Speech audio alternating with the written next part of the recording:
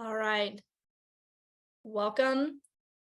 This is going to be a very special Pipeline Artist interview today. And I'm really excited to have filmmaker, screenwriter, director here, Javier Solórzano Casarin. Is that how you say it? That's amazing. Yeah.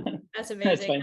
That's So for all the filmmakers out there, Javier has had just an incredible filmmaking journey, and we're going to kind of dive directly into the interview process here, where we're going to start kind of in the background, and we're going to kind of end up in his first fiction feature film that's going to be dropping later this year, which we're really excited about to talk about and get the word out there on the street as it's hitting the film festival arenas. So we want to try to support, obviously, our filmmakers out there who are trying to get the word out. So yeah, Javier, how are you doing today? Pretty good? Terrific. Thank you very much for your time and for this interview. Really appreciate it. Thank you very much. Man, I'm just excited you were able to jump in so quickly. Whenever we had a phone call, a couple weeks ago, and you were just so willing to get into an interview process. Not everybody does that, so I do appreciate it. No, I understand. No, thank you. I appreciate it. Thank you. Awesome. Well, let's jump back in time a little bit. Why don't you set me up a little bit on your filmmaking journey? I know it didn't initially start in fiction filmmaking, right? It actually started on the documentary side of things. Is that correct? Yeah, which is, I think it's pretty weird because I gotta be honest, when I was younger, before college, I thought of documentary as something that was very rigid and academic and kind of boring. I mean, I know it's really silly to say that because now that I know documentary, now that I've seen many documentaries and done documentaries, I find it to be an amazing piece of cinema, an amazing experience to make a documentary, from just making the film and putting it out there to the public and seeing the public's reaction to the documentaries that I've done, and also seeing the documentaries that I've seen all these years. But it was funny because at first I was like, I don't want to do documentaries because they feel like academic, like a school class, like I'm teaching a lesson about something, instead of just telling a story. And I had this great class in Columbia College, where I went to college in Chicago, with this teacher who he taught us a class called Documentary 1, and he showed us a bunch of documentaries from the U.S., Europe, Latin America, different places from all over the world. And I was really interested in what he was showing us in terms of how you could tell the story in that sense, how you could just have a camera approach a real life person or a real life situation and just document it to the whole world to see. And of course, try to find an interesting narrative, an interesting way of showing it, or having people see it in an emotional, dramatic way, or even a comedic way. You never know what could happen with documentaries. Very unpredictable, and I think that's also part of his charm, how unpredictable a documentary could be. So I started seeing a lot of documentaries in his class with him. I saw one that really struck a chord with me, which was The Weather Underground, which I didn't know anything about it, anything about the story, about those real life college students and young people who fought against their government because they were tired about Vietnam and other invasions that the government had incurred, the U.S. government and other parts of the world. So I saw that film and I was really taken aback by the real life people in the film, by what they said about their personal stories, their personal lives. And I began to discover the documentary was a very interesting way and a very powerful instrument to tell a story in the language of cinema.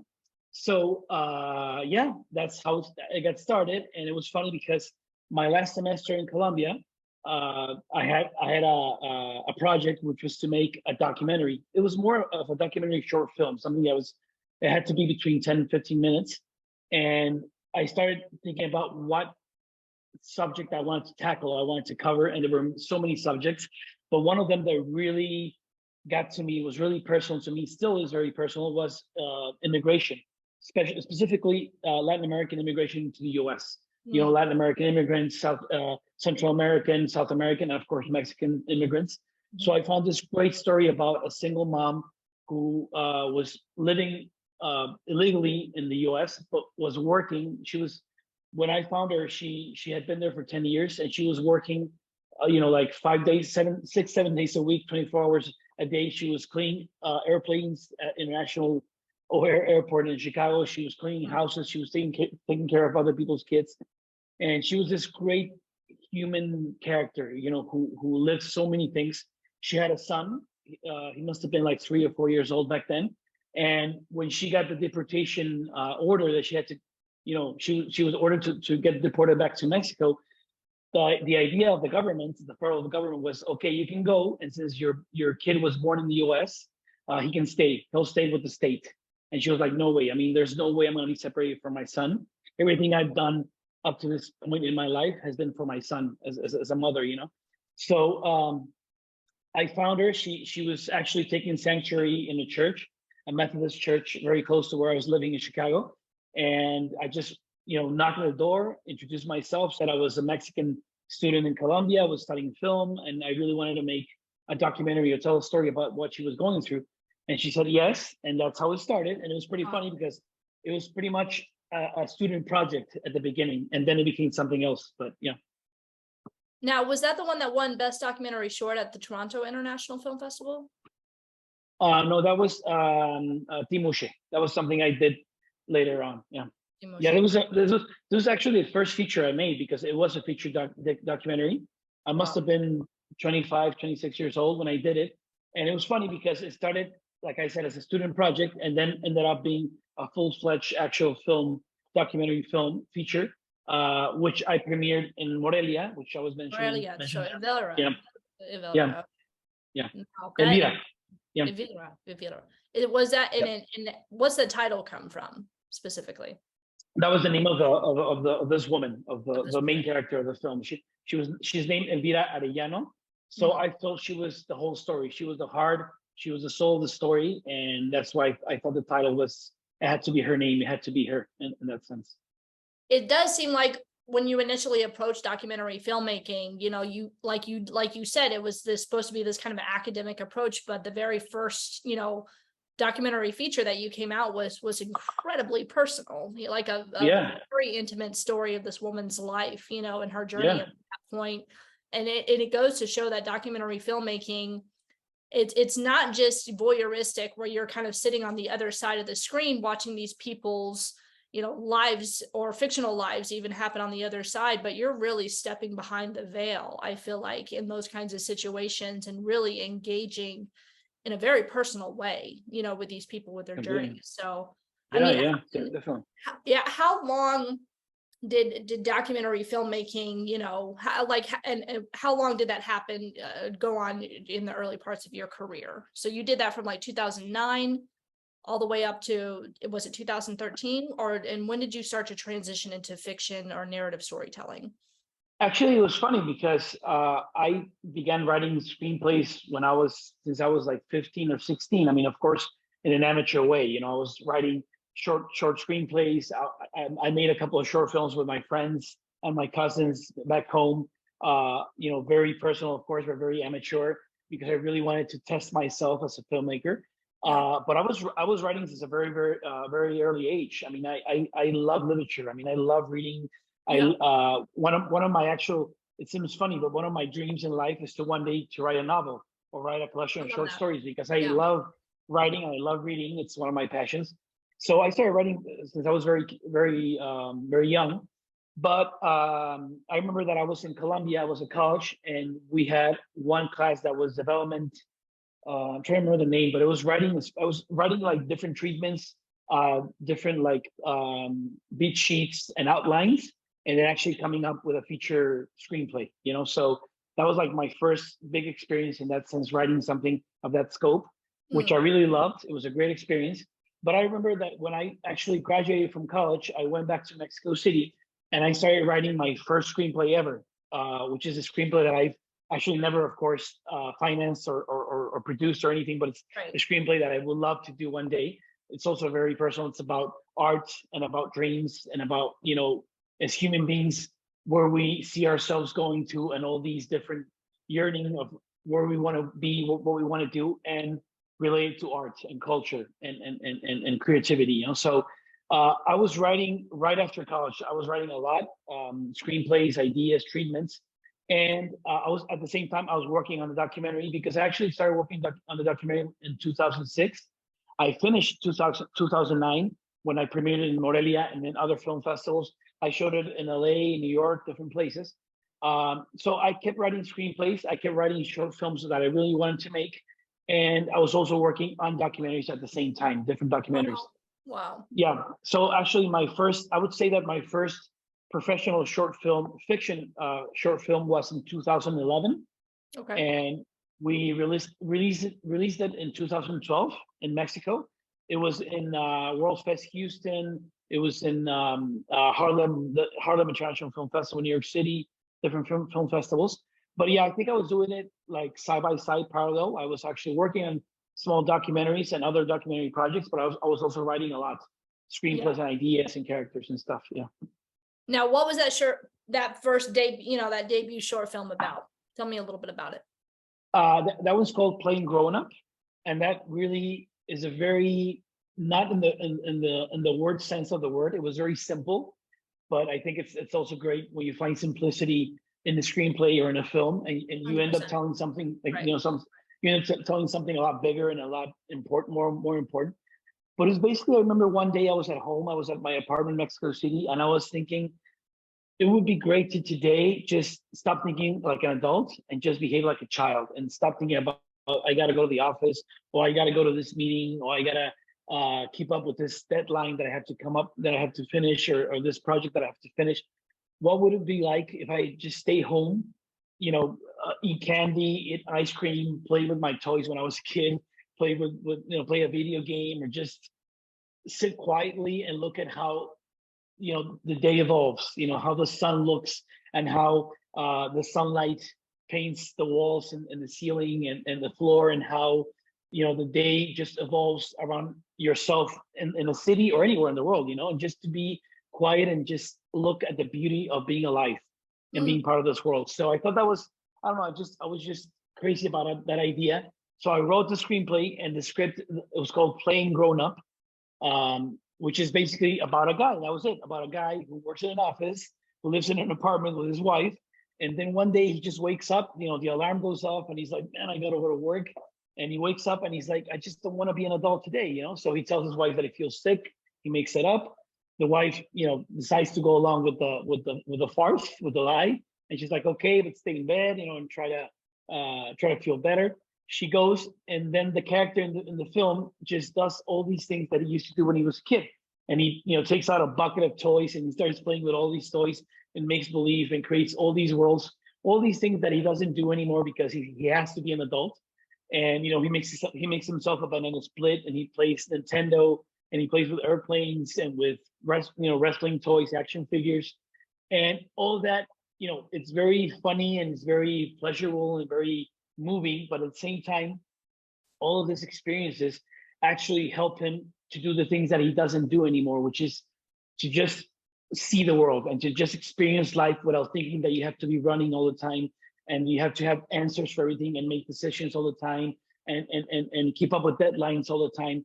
So he starts looking at all these things that all those things that he doesn't see and appreciate anymore. The street, the people, the trees, a man who plays a trumpet in the streets and plays this beautiful music, how the sun, how the light, the light throughout the day begins to change, how it looks when it's morning, when it's midday, when it's afternoon. So it's like it becomes a metaphor for this man to just remember that he doesn't have to always, use this or make or force himself to be this adult who has to act a certain way or think a certain way, and he can just be a kid again and live life like he did before. So it was a great experience making it, writing it, the whole experience of how we shot it. We did it in my parents' apartment, of course. Yeah, We of shot for course. 2 days. And it was a great experience. And I was surprised because at the end, it was just about making a short film. Ended up having, I'm sorry, a big premiere in this museum for children. It's called the Mhm. Museum for Children here in Mexico City, which was amazing.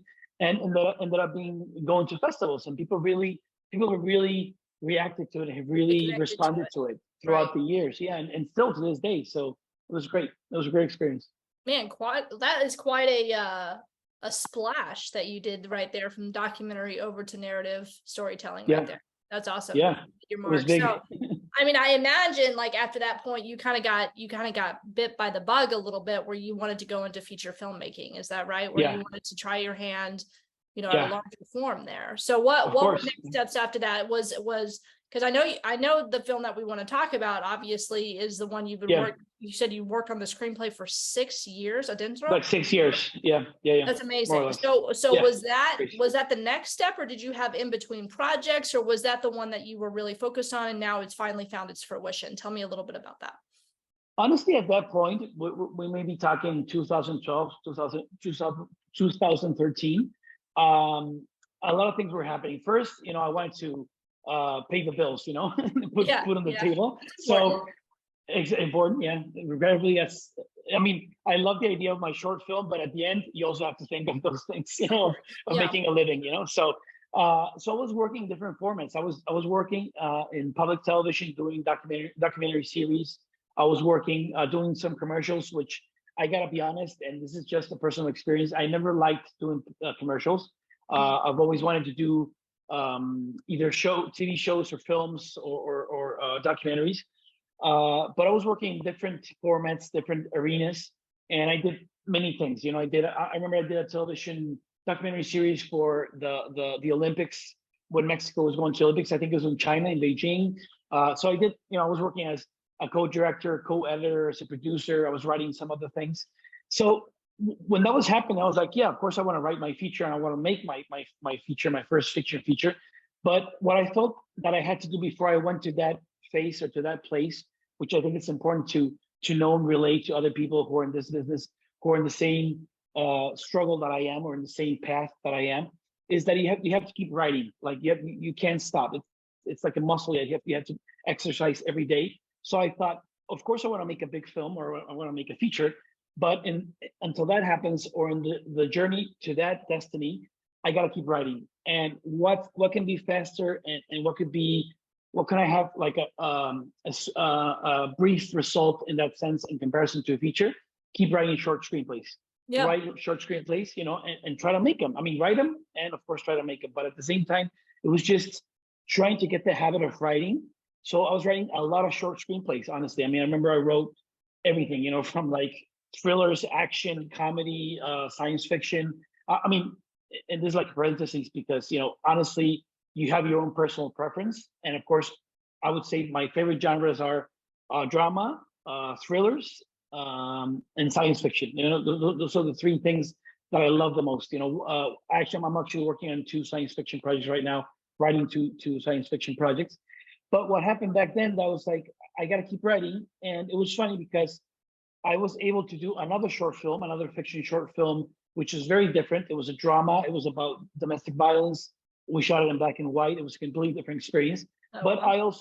I was also working on other documentaries.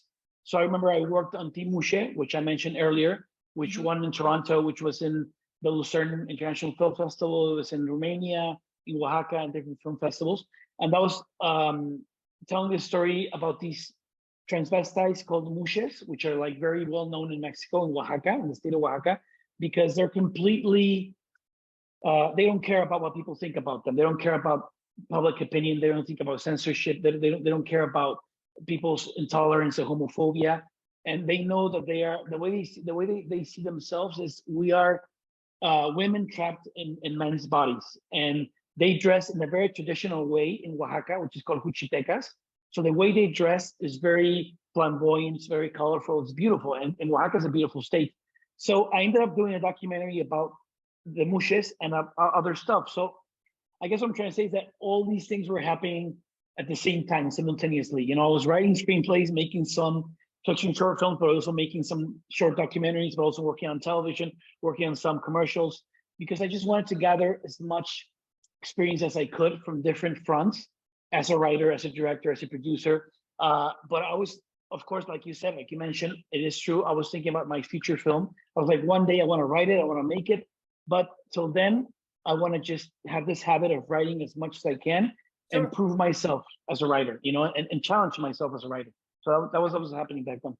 Yeah. No, I mean, writers definitely, it's a muscle that you have to work over a very long period of time. I was speaking to a producer not too long ago, and she said that she doesn't believe that writers actually become really good writers until like your 10th screenplay, whenever you've really worked that muscle through and through. and you know the craft, you know, intuitively, and you can just, you know, really make something shine after that point. And I know that can be potentially disheartening for a lot of writers out there who may be only on their second or third screenplay, or maybe their first, but you'd be surprised how often, you know, I mean, how much you can actually pump out projects, you know, if you're going at that pace, you know, and you're really trying to get your work out there. I am curious though, why did it take 6 years for you to write Adentro? I mean, that's a long time for one screenplay. So I mean, it's a good question. Cool. Yeah. Why don't you tell me? Well, the honest answer for that is that I was also doing other things. You know, I wasn't just writing the screenplay. And it's pretty funny because I want to do a quick segue to what you were doing, because what is funny about this is that my actual official first feature screenplay, which I started writing back in 2007, 2008. I've actually never produced that screenplay. I mean, I've kept working on that over the years, but it just never happened, you know, and I love it. And I think it's a great screenplay, and I wish one day I'll be able to do it, but it just didn't happen that way. And I understood that it wasn't the time, it wasn't the moment for that screenplay. So I've been working on it, but I didn't obsess on this has to be the first one because it's the first one I wrote. So it's the first one I have to produce. I was like, sometimes it doesn't work that way. It could have been the first one I wrote, but maybe I'll produce it 10 years from now, or 20 years from now. So what happened was I was working on so many different projects because I wanted to keep getting this experience. And then what happened is that I finished writing the screenplay Adentro. It must have been 2016, 2017. So I finished it, and I was ready to actually try to find a way to finance it. You know, so what happens in Mexico, which is different from the US, is that the most likely way to finance a film in Mexico is from federal resources, the federal government. You know, they have this, what do you call it, with the taxes, you know, like tax incentives, you know? So companies have this opportunity to, instead of paying their taxes to what would you call the what do you call it in the US? The IRS, I think they are IRS, right, in the US? Right. So the synonym of the IRS in Mexico, what happens is companies have the opportunity that instead of paying their taxes to them, they can direct that resource, that money, to a feature film, a certain amount of money to actually finance it. But of course, you have to get into a contest, you have to present the project. It's very thorough, it's very complicated, very elaborate. But if you win the contest, it could be like 5, 6 projects, you get the money to finance the film. So we were actually looking for that possibility with Adentro, with my feature. And we were like looking to different companies to see if we could get the tax deductibles. We were talking to different producers.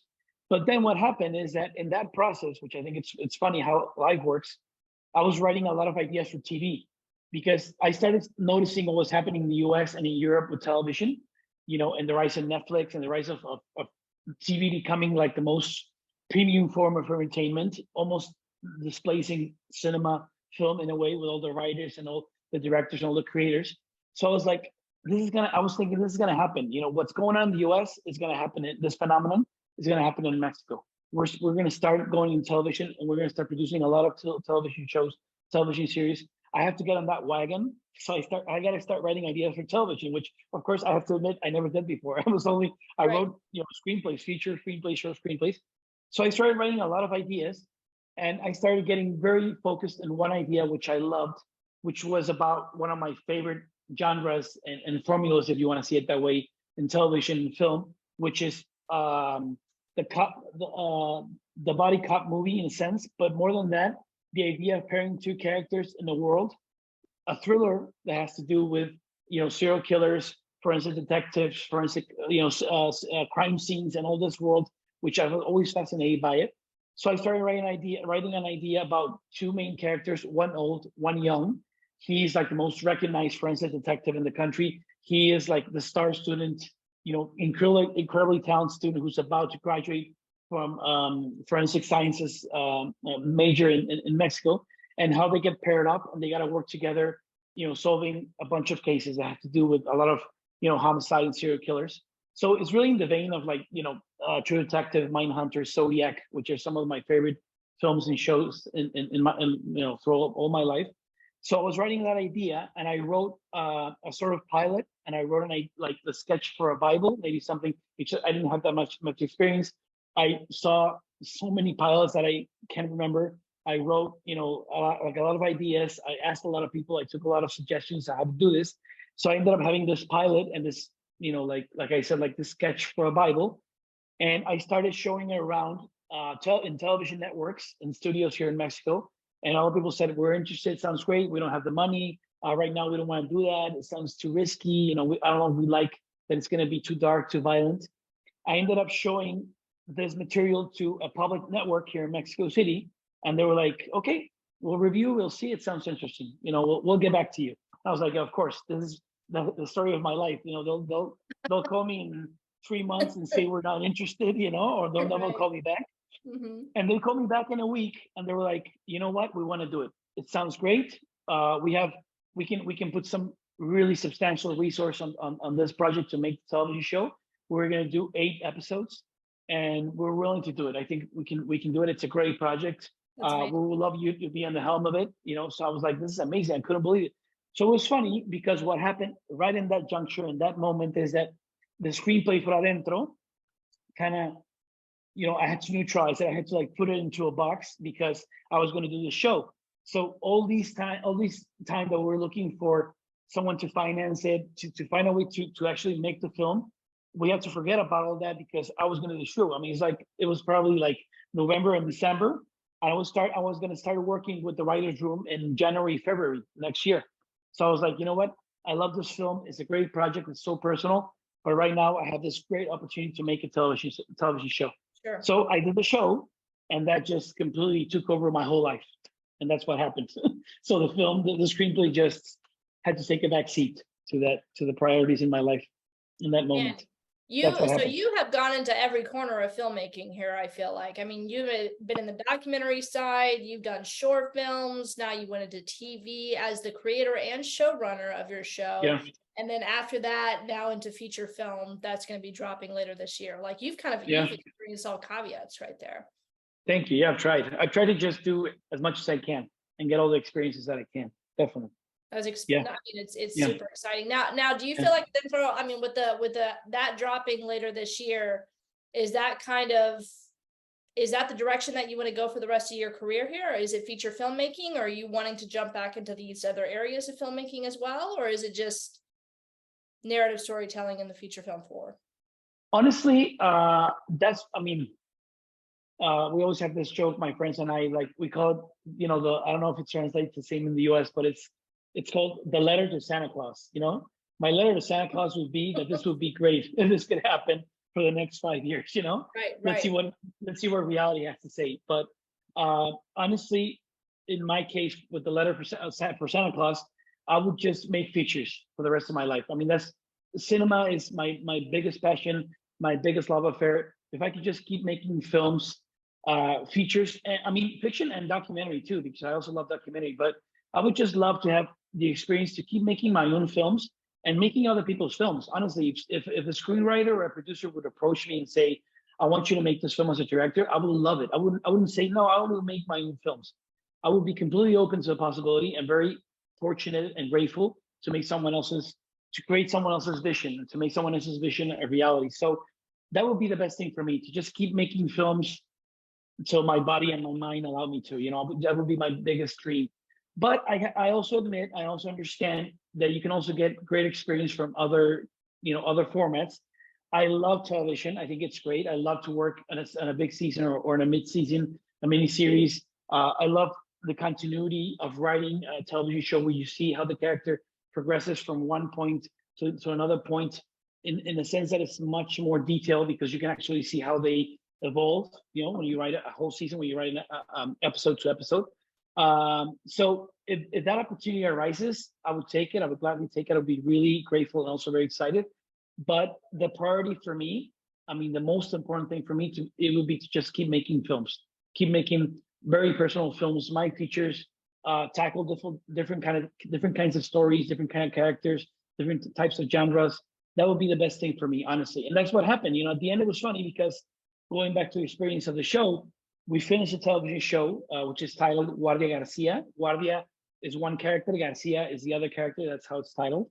And when I finished the show, You know, it went live. It was in the air. It was great. It was amazing. I was really happy. And I thought, okay, now I have to get back to the screenplay. I have to go back to Adentro because I can't forget about that. It's something that I love. I love the screenplay. I've written other screenplays, feature screenplays, but that was the one that I kept going back to. And I was like, this is really special. A lot of people used to read it, either family or not. People who were very, very honest with me, people who were in the industry, they would read it and say, I think this is a great screenplay. I think you have a great story here. I think you have great characters. So that's what happened. I finished the show. I went back to the meat grinder and I kept working on the screenplay. And that's why it took so long to actually finish, because I went back to it and I kept working on it until I felt it was in the best, position possible. So yeah. And now the film is dropping later this year, which is really amazing. I'm really hoping this interview gets in front of that and we can be a part that would be great. Process. Thanks so much. So tell us about the film. Tell us about this 6-year-long story. Tell us about, this crowning achievement that you're here putting out the Thank you. Career. Well, yeah, I mean, when I started writing it, I was like, okay, I've written some screenplays, but I was thinking I gotta write something that I really feel I can make, that it can really happen in terms of everything, because I started learning more about the business and more about the industry. So I thought, maybe I can write a screenplay about characters that I'm fascinated with, that I love, that challenge me as a human being and as a writer. But maybe I can write a screenplay where it all takes place in one location, in one place, because I feel that way it can be easier to make. I mean, and I know it sounds like cheating, but at the same time, that's how it is. And this, it's like sometimes you have to find the best way possible to make something like this. And as you know, making a film is brutal. I mean, it's a huge effort in every way, money wise, production wise, getting all the people together. So many things had to align and had to complement each other to actually happen the way you need it to happen. So I thought, I want to write something about a story, a dramatic piece, a chamber piece that happens in one place alone. It's only one location, or the location itself is where the majority of the action takes place. And that location, I also want it to be one of the characters, not just a place where things happen, but I want it to be a character that has to do with the other character and has to do with the story. So I started thinking about that, and I thought about family, and I thought about, parents and sons and daughters and husband and wife and brothers and sisters, and this whole idea of how families tick and how they exist in today's society, and everything that happens inside, behind the walls, behind the shut doors, and outside to the public.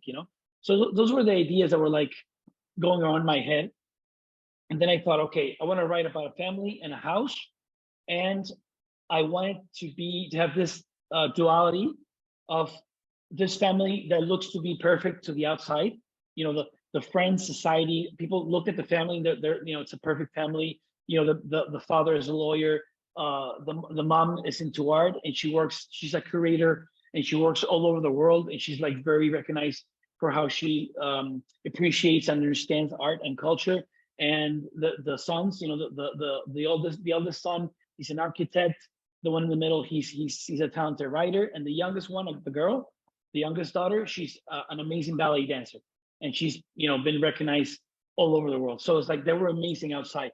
But what happens when you actually take a look inside? Take a look inside the house.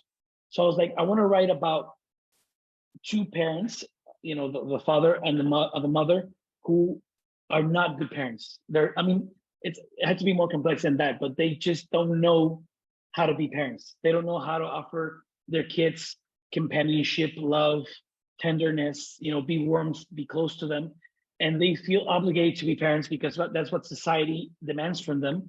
But what happens is that they end up causing much more harm to their kids because they don't give them any love, they don't give them any care. So the kids have this they have this terrible childhood because there's psychological abuse, there's some physical abuse, and they don't know what to do with it, and they have to survive. They're survivors. So that's like the background of the story. And what happens to these kids when they grow up? What happens when they're adults? When they have a childhood like that, when they have an origin like that, what do they go to? Where are they going to be as an adults? So the idea of the film is, the whole story is, we go to the present. That's where the story begins, where the mother dies. The mother is very old. She dies alone, and all the kids come back to the house. They have to come back to the house because they have to bury the mother, they have to go to the funeral, and they have to sell the house. So you realize they come back, and it's the opposite of experience for most people. You go back to your childhood home, and this is a magical place when I was a kid, and the relationship with my brothers and my parents. So Right. all three of them, Alejandro, the oldest one, Luis, the one in the middle, and Adriana, who's really the main character of the story, the youngest daughter, they come back to the house and they realize they don't want to be there. They all they see is the past, and the past is full of anger and absence of love and psychological violence and negligence and all these things. So they start realizing that they don't have another choice. They have to deal with the past. They have to deal with each other because they're there, and there's the only way to heal these wounds is that they have to face each other. They have to face what happened in that house with their parents, and the house, like I mentioned before, itself begins to communicate with them in a sense. So one of my biggest challenges as a writer and then as a director was I wanted to avoid flashbacks as much as I could. Mm. So what you have is that in the story, Adriana walks from the living room to the terrace, and then you see something begins to change. She walks to the window, and you go out the window. You pick out the window with her, and you see herself. She sees herself with her mother when she was a young girl, and the interaction when she was a young girl with her mom, and you start seeing all these past passages of trauma and pain actually come to life, also with the parents. So it's really cool because I wanted to have this experience that whenever the brothers and Adriana think about the past or remember the past, it actually comes to life. You actually see it like a scene from the past becomes together with the present. So they kind of like merge and crash.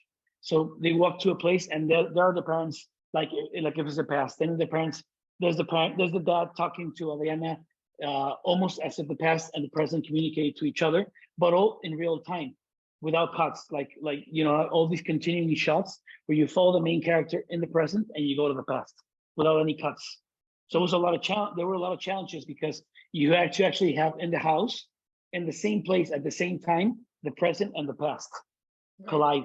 So I actually wrote that and worked on those ideas from the screenplay and took them to the execution, which was actually shooting them in the location. So the idea of the story basically is that these three siblings, they have to deal with the house, the past, with their parents, with each other, because they've also been absent from each other's lives. They don't have a relationship. There's a lot of like resentment and anger because they felt they didn't help each other.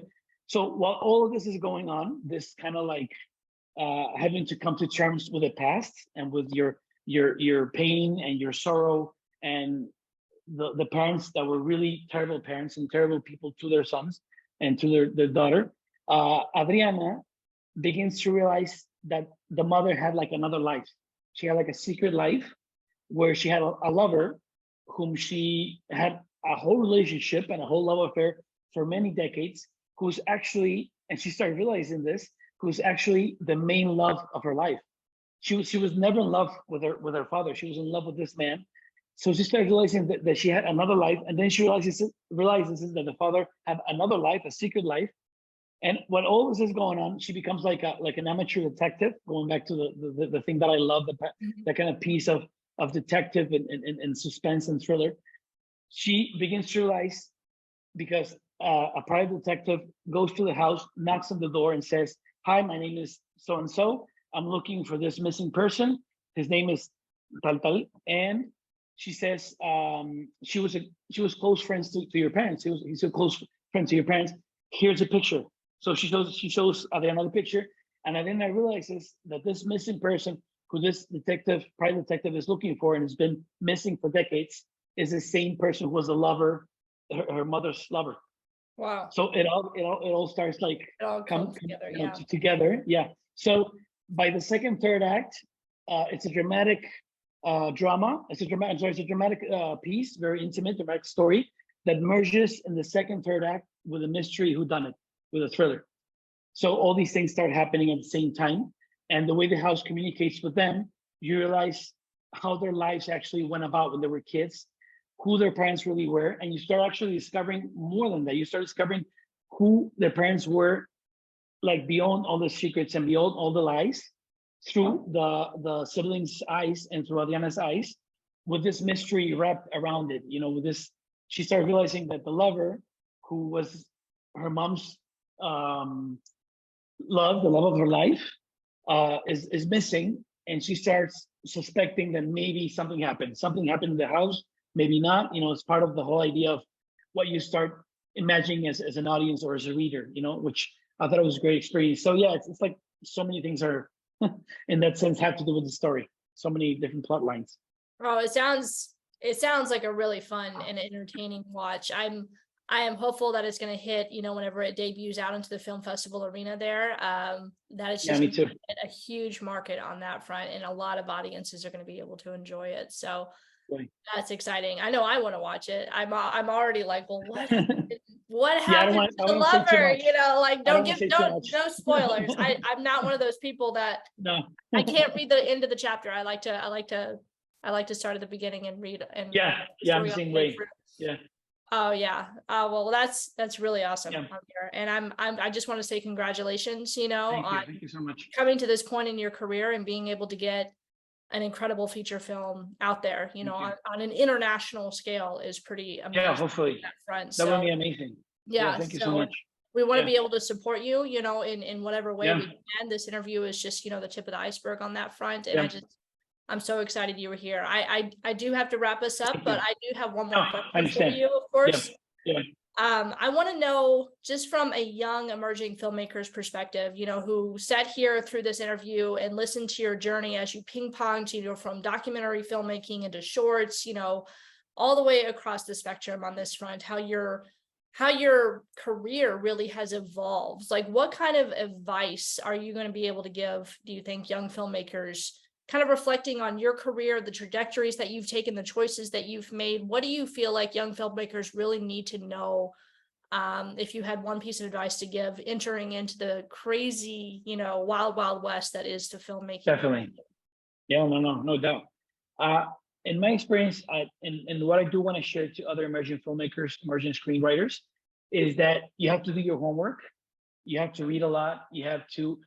I always had this idea that a lot of people who are into film, they only feel that what they have to do is either read screenplays or watch films, which of course they have to. That's 101. That's the basic thing and the most important thing. But they also have to do other things. They have to read books. They have to go to museums and look at paintings. They have to listen to music, go to theater, go to dance, and just get submerged in all this experience that has to do with art and personal creativity and personal expression, which I think is very important. So all that is important to actually round up your knowledge and your growth as an artist. But I do feel you have to become a student of so many things, of life. You have to watch a lot of films, sometimes films that you might think you're not going to be interested in, but you have to watch them because you never know what you're going to get from them, what you're going to learn. You got to read a lot, short stories, novels, biographies, whatever you can do, because it's always going to inform your writing and your development as a writer. Right. And you have to write a lot. And you have to write, I think it's important to just think, this is what I want to write. This is my genre. This is my type of story, my type of character. And I would always think that's the most important thing, but also just try to go out of your comfort zone and write so many things and write as much as you can. Things that you might feel have nothing to do with you, but you never know, because you might find a voice in something that is completely new and something that is completely like outside of what you think you know.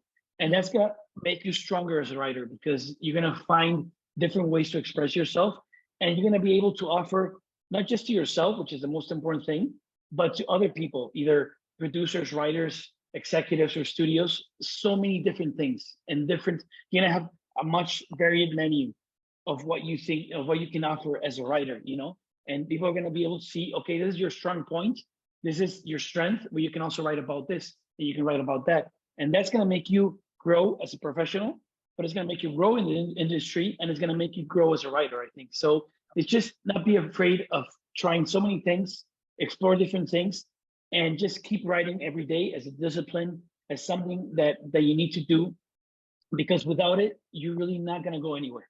You just gotta write every day, read. I'm sorry I'm being so stubborn about this, but I just feel that sometimes we just don't read, as writers, and I think it's very important. And for me, reading as also, as watching films has instructed me as a filmmaker, as a director, as someone who knows what to do in a set. And reading has instructed me as a writer to understand how I need to write, how I need to express myself, how I can use the instrument of writing to better myself and to just try to bring myself to the place where I want to be as a writer, to actually build my career from the ground to the sky, to whatever is going on. The sky is the limit. So I think those things are very important to just keep in mind. All of these things that you need to do for yourself are very important. Yeah, I love that advice. It's advice that we do try to push really from our pipeline, platform up here, is encouraging writers and creators to diversify their talents and their mediums, experience storytelling from different, mediums, different formats, different opportunities, that whether it's novels or comic books or short films or documentaries. When you immerse yourself in the world of creativity, it informs, your primary form of creation, and that is so important, to push yourself and to diversify and to rise to the challenge of other forms of storytelling, because it makes you a better storyteller. It really does. Yeah, definitely. It does. Yeah. And it makes you stronger it makes you, it sounds like a cliche, but it makes you stronger for the real world when you go outside and you expose yourself, honestly, because as you know, and you said, the competition is brutal. A lot of people want to do this. There's much more offer than demand right now, honestly, in the industry. And you never know where you're going to get the inspiration. You might get an inspiration for a screenplay from a painting, from a poem, from a book, or from another screenplay. You never know. That could be the seed to make something outstanding, something extraordinary. You never know. You never know. I like that. Yeah. That's good advice. I appreciate that, Javier. Well, thank you. Thank you very much, Ruth. Thank you. Thank you for your time. I would love to have you back on at some point. And I great. want everybody to know, whenever Adentro becomes available, out there, I want everybody to go see it after you've watched this interview. Just go support our filmmakers out there. So please, I would appreciate it. And I want this film to be, I just want to go anywhere, go anywhere, everywhere. That would be my biggest dream, for people to watch it, Asia, Europe, whatever it is, because that's, in my experience, when I've shown something, either a short film or documentary, and you get to see it in Spain or in Africa or in India, wherever it is, places you could never imagine. Definitely. It's just the biggest, it's just the most wonderful reward you can imagine. And so, if people can just, whenever it's out, if people can go outside, can go out and see it, that would be the best thing for me. I would really appreciate it. Thank you. I love it. Well, hopefully our pipeline audience will go and support it at the very least. Yeah, please. Thank you. All right, Javier, thank you so much for just being here today and answering my questions. You too, thank you. Taking us through your wonderful, just film career journey. It was amazing. I feel like a lot of young filmmakers out there are going to glean a lot of wonderful insight, just from your journey alone. And I appreciate it. I hope so. Really hope so. Thank you. Thank you, Ruth. Thank you for your time.